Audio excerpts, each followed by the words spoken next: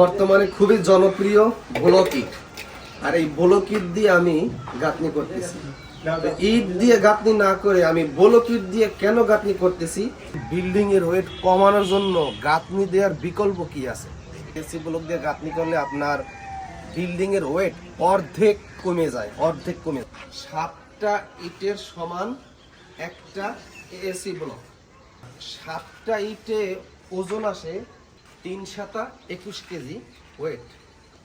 আর একটা ব্লক ইটের ওয়েট হয়েছে 9 থেকে 9.5 কেজি। গাঁথনি করার সময় সিমেন্ট বালু একদম কম লাগে, মিস্ত্রিও খুবই কম লাগে। একজন মিস্ত্রি পুরো একদিনে অনেক কাজ করতে পারে। ইট দিয়ে গাঁথনি করলে আপনি প্রচুর পরিমাণে পানি দিতে হবে। আর এই ইট গাঁথনি করলে কোনো পানি দেওয়া লাগে না। যখন গাঁথনি করবে সাথে সাথে একটা চুবনি দিয়ে ভিজাইয়ে পানি দিয়ে, এইটার ক্ষেত্রে আপনি রুমে যখন কথা বলবেন দ্বিতীয় কোনো নয়েজ, গুম গুম কোনো আওয়াজ হবে না। ইটের রুমে প্রচুর গরম হয়, আর এই ইটে গরম হবে না। আর এই ইট কোনো প্রকার আগুন ধরবে না। অধিকাংশ দেশে এই ব্লক ইটের ব্যবহার হয়। এইটার দাম পড়ছে পার পিস 91 টাকা।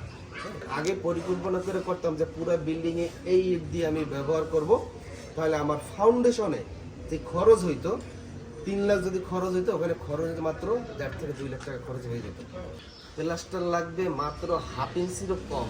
এটা হলো করাত দিয়ে কাইটা কাইটা লাগাইতে হয়, যে পানিতে ভিজাইলে এই ইট কিন্তু ভাসে। এখান থেকে নেবেন, এরকম ফাফা আছে কিনা সেইটা দেখবেন।